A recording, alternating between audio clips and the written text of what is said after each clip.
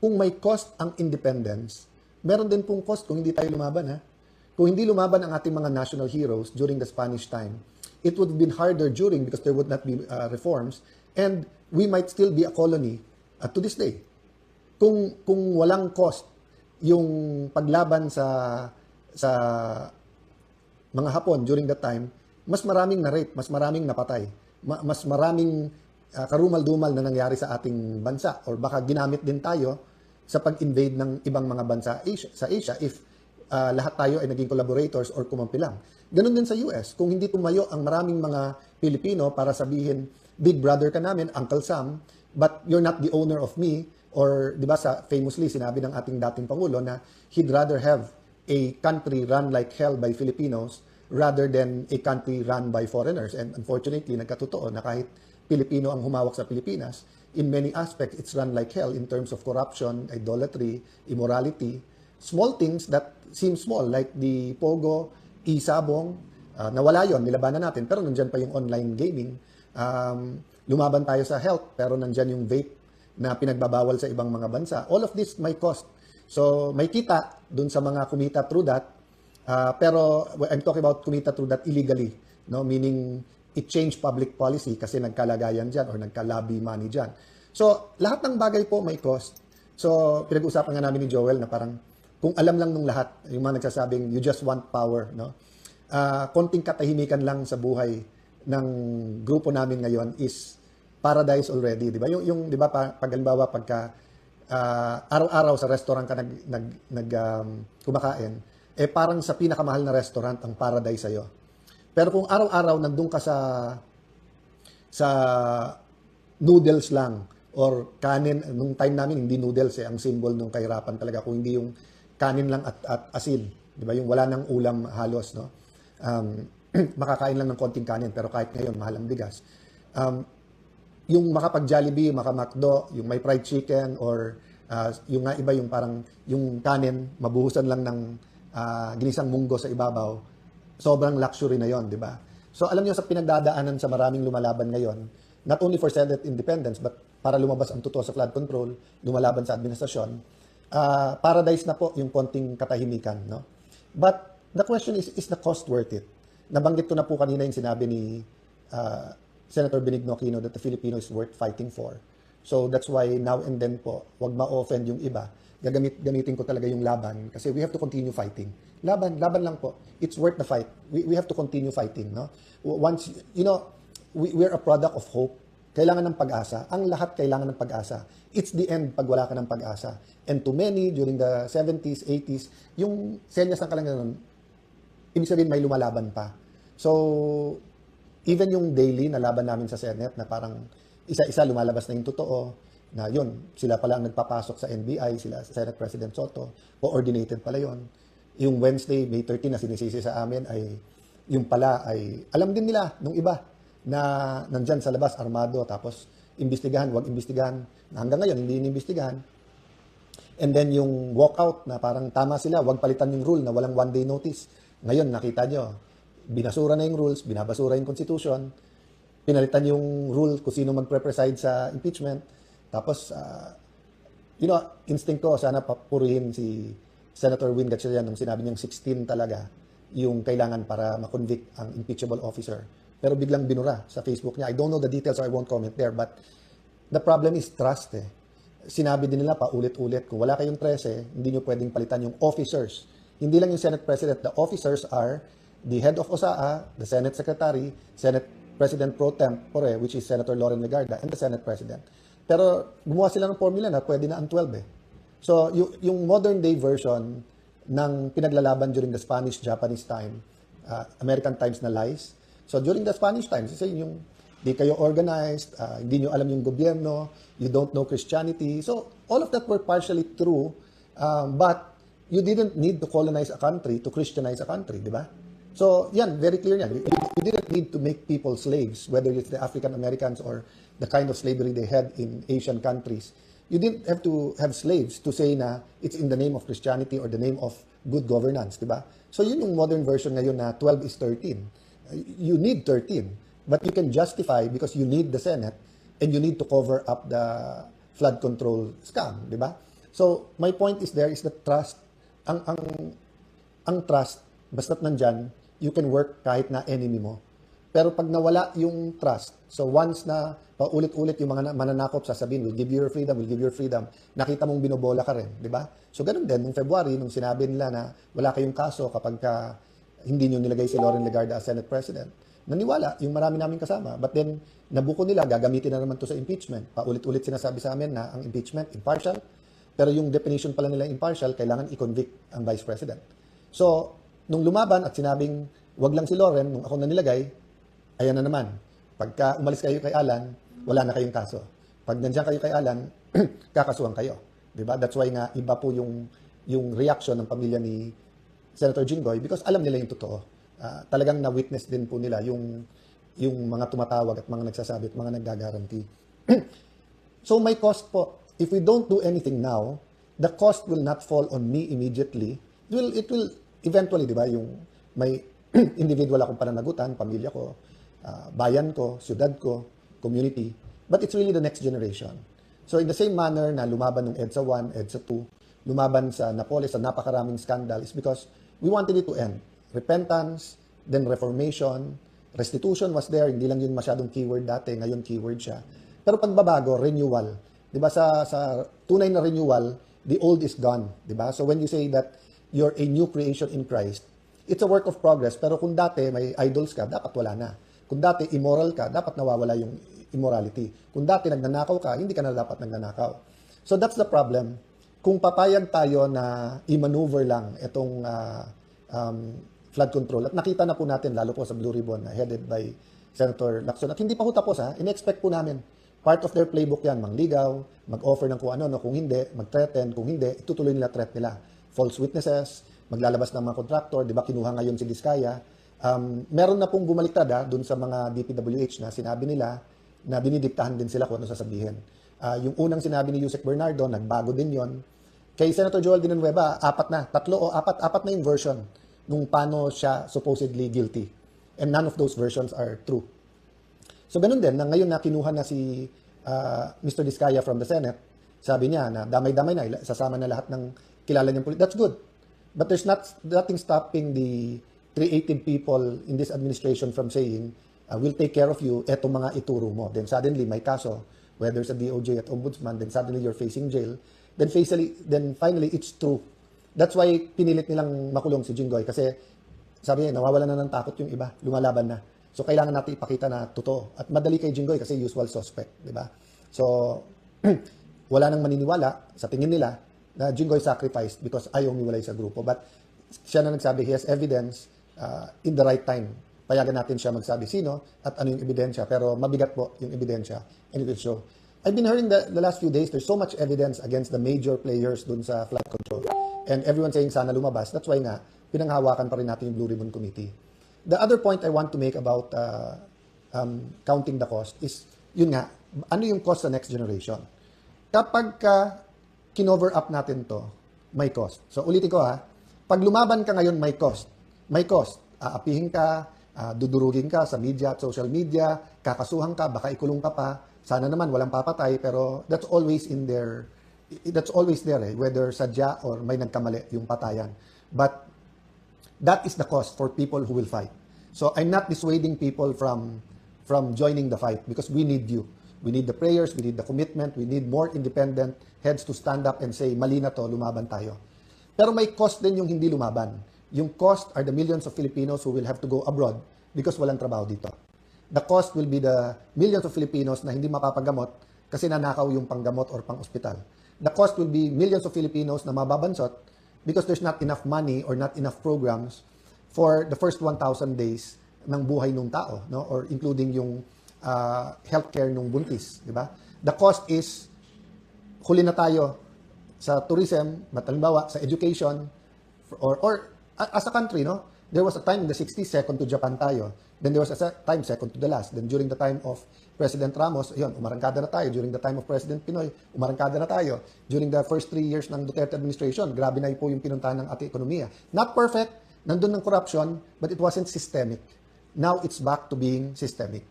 So do you want to be truly free? To be truly free, we have to have the culture And we have to have the environment, we have to have the laws and the system that guarantees that freedom. So the Constitution is a good start. Pero kung mismong Constitution hindi natin masunod at kung mismong Senado ay ibabasura ang sariling rules at ang Constitution, how do we expect that the other laws, di ba? So kung senador mismo pwedeng kasuhan or wag kasuhan sa flood control, what do you think magagawa sa ordinaryong konsehal, mayor, governor, di ba? So yes, we want a big fish. But we want the real fish. We don't want a sacrificial lamb na fish, di ba? Or we want the people who really did it para meron talagang saying, may katuparan yung sinasabing crime does not pay. So when you pay, that's a cost, di ba? Umutang ka, kailangan mong bayad. You do the crime, you have to do the time. So again, you're going back to what is the cost. So yun po ang hinihingi ko po sa mga kapatid nating media, sa mga kapwa nating senador, sa mga netizens natin, sa mga businessman natin. This weekend, as we talk about independence, let's think about the cost. Ano yung cost kung lumaban tayo? Ano yung cost kung i-expose natin? May personal cost po to ha, pero yung benefit po ay sa buong bayan. Samantalang pag tumahimik tayo, may personal gain po to, pero yung epekto naman po sa buong bayan. Di ba? I don't want to compare yung mga lumalaban ngayon sa ating mga national heroes kasi grabe po ang pinagdaanan ng ating mga national heroes. I cannot imagine. I don't want present-day Christians now to compare themselves to yung pinagdaanan ng apostles, for example. Or for a people to compare sa pinagdaanan ng Israelites, for example, when they were in Egypt, di ba? Iba-iba po ang season, iba-iba po ang pinagdadaanan. But each season po ay meron pong cost. Cost if we do the right thing, cost if we do the wrong thing. So in a couple of days, we're going to face many issues, an economic crisis. Are we going to tell the people kung ano talaga ang sitwasyon, kung may pera ba talaga ang bansa o hindi? Are we going to tell them why we have or don't have money? Are we going to tell them the truth whether we're going to increase taxes or not? Are we going to tell them the truth? Nasaan na yung pera the last few years? Okay. We're also going to face an impeachment. So are we going to tell the people the truth? Are we going to really have an impartial trial or aayusin at luto na to? Are we going to tell them the truth that dapat 16 to convict? Or babawasan ba natin ang 6 na senador para maging 12 na lang? No? We're going to face ilang pagsubok, lumabas ang totoo. Again ha, pag lumabas yung 18, sabi nila may 4 pa daw. 18 na former Marines, hindi ko alam yung 14 kung ano yung ano nila. Meron pong mga key people na may mga key evidence. Hindi ko sinasabi na lahat ng sasabihin nila ay totoo or may totoo, hindi totoo. Ang point ko po, it's our job to listen to them. It's the job of the Blue Ribbon Committee. Invite lahat. Kung kalokohan ang sinasabi nito, so sabi nung iba, Sir, over the years, ang daming nag-witness dyan na kalokohan. Yes. Paano nabisto na kalokohan yung sinasabi? Because nag-witness sila doon. Because you had different senators from different backgrounds, active media. Wala pang social media masyado noon. So lalo po ngayon, maglagay ka dyan ng 18, 100 na may ebidensya, pictures, video, testimony. Makukompare natin lahat ng date niya. Makikita natin yan kung deepfake yan, kung edited yung pictures, kung edited yung video, kung AI yan, kung totoo, di ba? So, but the point is, if we cover it up, grabe po ang magiging cost at ang magsasuffer nito next generation. So, when we sing the national anthem in the next few days, and when we remember June 12, let's remember meron tayong pinaglalaban. And I will end by saying, I wholeheartedly believe we were made in the image and nature of God. So God wants us free. God wants us independent. But God wants us dependent to Him, but independent of other forces. No? So let's pray for a country that is free from idolatry, free from immorality, free from sickness, free from poverty, free from corruption. But we have to put action to our faith. Meaning, pray, tapos lumaban, kumilos tayo. I will respect your views and your ways of fighting. Ang importante, lumaban tayo at ang importante, una sa Diyos, pagkatapos sa pamilya, and para sa bayan. God bless you all. But when did you find out na consultative meeting na lang at hindi siya hearing? Doon lang po sa Senate. Nandun na po kami sa Senado, yung hinihingan kami ng QR code. So, na-stuck po kami doon ng halos 1 oras o 1 oras kasi bawat isa sa amin ay magsa-sign up at saka po, medyo cumbersome yung pag-sign up dahil electronic. They need all your personal information including an identification card, pipicturean pa nila, etc. No? It takes about 3 to 5 minutes per individual. So, natagalan doon. At halata naman na ayaw nilang pakinggan kami dahil alam niyo po yung sinasabi nila ngayon na the 18 Marines daw are endangering the security of the Senate, including the senators. At ang sabi ni Senator Soto ay there is clear and present danger. Hindi ko alam kung naiintindihan po nila yung clear and present danger kasi it applies to freedom of speech, no? Tama. Naghahagilap sila ng mga rason para hindi kami pakinggan po talaga dahil kung maalala po ninyo, pagkatapos ng press con ay sinabi ko pupunta kami sa baba sa plenary hall dahil nandun pa pala ang mga senador. So nung pababa na po kami ay bigla namang sinuspend ni Erwin Tulfo ang session nila. Kaya minarapat ko po na puntahan si Senator Soto sa kanyang opisina. At nag-usap po kami isang oras mahigit. At nagkaroon kami ng tanungan doon, ano ba talaga yung ebidensya nyo, etc. At nagsabi ako sa kanya. At oh my God, palagay ko he feels the same apprehension as the others because of the information that I shared with him. Oh. Wow. So na-convince siya na totoo yun. Yes, Elmer. So, Attorney Levy, you're a seasoned lawyer. You're a seasoned litigation lawyer. You've been through many high-profile cases. Do we take it to mean, yung nakita mo, yung body language, yung demeanor ni Tito Soto, Senator Soto, mukhang uneasy siya with what you shared with him, especially that he is also one of the senators implicated dun sa affidavit ng mga Marines? EB, with due respects, no, let me keep that for myself. And the good Senator Soto knows what we have discussed, no, because it was discussed confidentially. But let me just say this, that I revealed to him, to a certain degree, not completely, what we have, including the fact that I am ready to present additional 14 individuals who were similarly situated as those of the 18 na parehong may alam sila, no? At ang sabi ko, if you are not still convinced that I am ready to present another 7, sabi ko. Pero i-observe po natin if Senator Soto is able to convince his colleagues na they should listen to what these former soldiers have to say. Dahil what is at stake here is our national interest. And the personal interest of every senator should be subordinated by that national interest. And what is the national interest here? To finally curb corruption in the highest levels of government, no? Ang dami po kasing epekto niyan eh. Kung intindihin po natin no less than the statement of Bangko Sentral ng Pilipinas Chair Remolona, ang sinabi niya, our economic woes now cannot be solved by fiscal and monetary policies because the problem is about governance. At yan po ang problema natin. There is no more government. There is no more rule of law. There is no more decency in public office. There is no more statesmanship among our highest officials of the land. No? Imagine mo, katulad ni Kiko Pangilinan, for example, nagsasabi na siya na dapat daw ang sinasabi ng mga sundalo ay supported by evidence. Tapos ayaw naman niya kaming pakinggan para ipakita namin ang evidence. Sinasabi ni Sherwin Gatchalian na nakakalungkot, inimbitahan itong mga 18 Marines kasama si Atty. Baligod pero hindi sila dumalo. Alam na alam niya na nandun kami dahil nagre-report directly sa kanya si retired General Corpus. Nabanggit nyo rin po nung nakaraang press con na mayroong 14 na sundalo pa ang lalabas. Sila na ho ba ang i-represent nyo sakaling magkaroon na uli ng pagdinig sa ilalim ng Cayetano Marcoleta Blue Ribbon Committee? Hindi pa ho dahil alam nyo sa nangyayari ngayon, katulad nung pinagbibintangan kami na we are endangering the security of the Senate, no? Pangalawa, makita nyo naman yung galaw ni NBI, no? And NBI is hindi maaasahan when it comes to honesty and impartiality. You cannot depend or rely on Matibag, no? Very obvious 'yan. At hindi lang po alam siguro ng mga kababayan natin kung ano yung mga nangyayari actually sa mga sundalo na halos araw-araw ay may nagpukunwari na naghahanap sa kanila.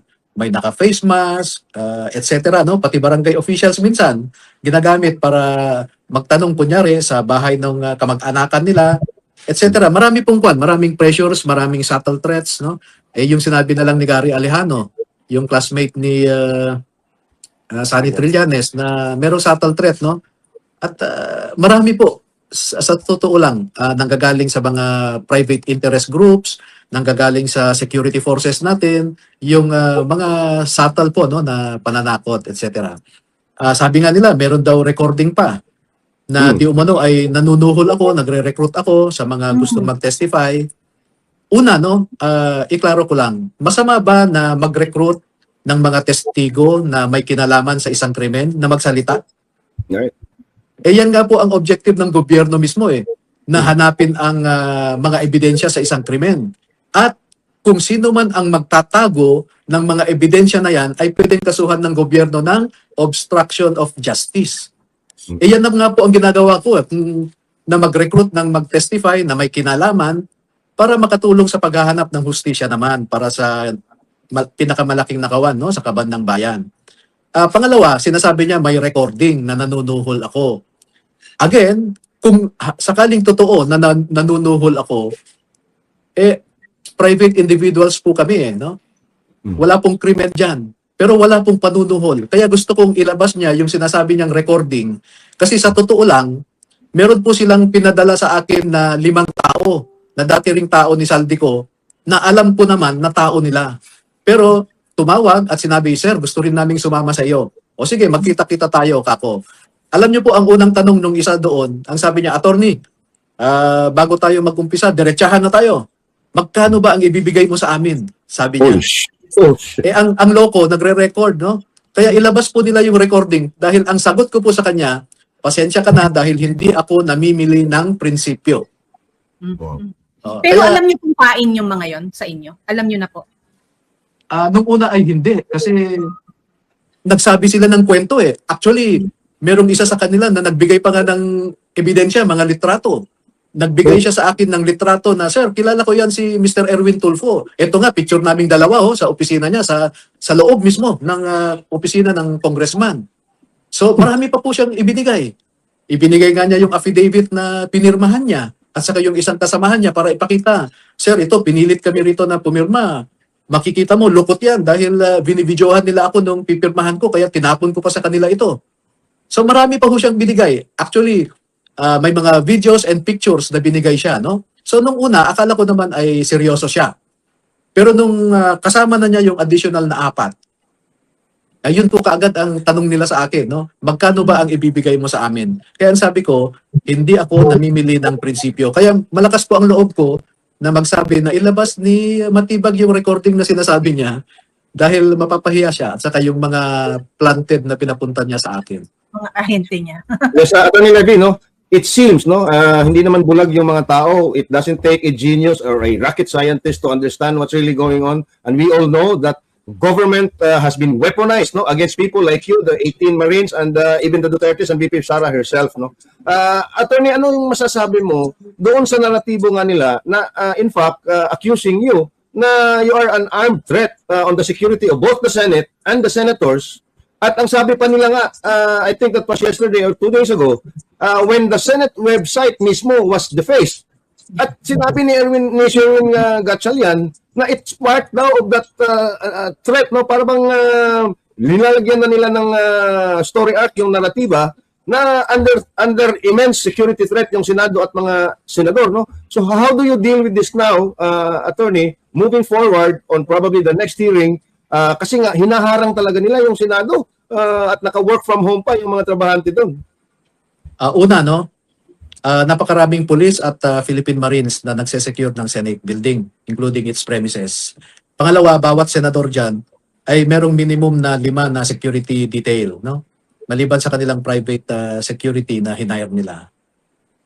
Paano naman namin ite-threaten sila na pagpasok mo pa lang sa gate, kakapkapan ka na? No? Hindi kutsilyo nga, hindi pwede. Ang sa totoo lang, no? Itong mga ito kasi, mga spoiled brats ang mga ito na kahit lamok ay matindi na sa kanila. Makagat lang ng lamok ang mga ito, matindi na ang Pabebe na. OA na ang kanilang mga magulang, no? Ewan ko sa kanila.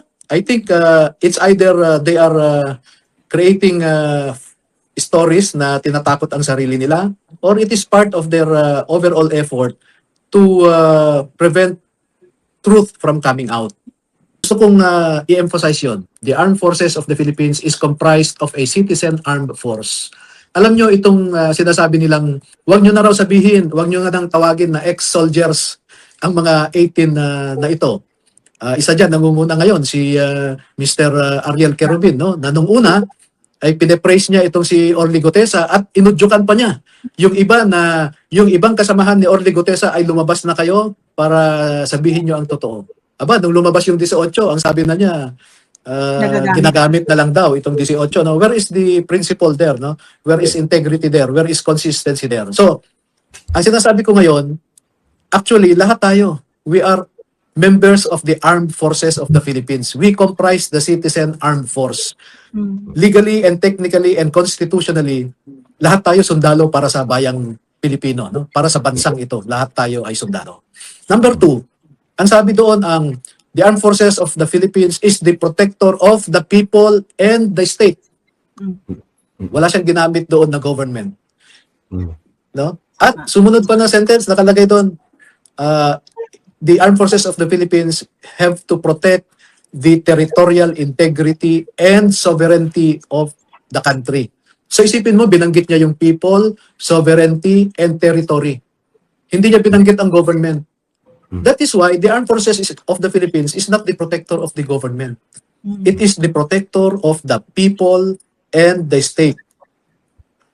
And the people now are being victimized by a systematic and widespread looting of the public coffers, na nawawala na ang pera para sa kalusugan, sa mga ospital, sa mga eskwelahan, wala nang nako-construct na building, no? Sa mga kalsada, na pangit na dahil ninakaw ang pondo. So, biktima na ang Pilipino dito, no? And sabi, protector of the people and the state. Alam niyo po ba na objectively, no? Let us discuss this in a political scientist point of view. We are now a failed state. We are. There is no more rule of law. There is no more, di ba, nakalagay sa Article 11 ng Constitution natin na yung mga public officials dapat ay laging handa na managot sa taong bayan. Wala na po yan eh. Yung ano ba yung elements ng state? People, government, sovereignty, and territory, no? Tingnan mo yung territory natin ngayon. Bago na yung Bajo de Masinloc. Hindi nila naprotektahan. People, biktima na ang mga tao ngayon. Tumataas ang unemployment rate, tumataas ang inflation rate, abot na tayo ng 8%. Ang poverty incidence, hunger, tumaas na, lumampas na sa 50%. Ano pang gusto nyo? GDP? Swerte na po tayo pag dito sa second quarter ay nakasampa tayo ng 2% na GDP, no? Swerte na tayo niyan.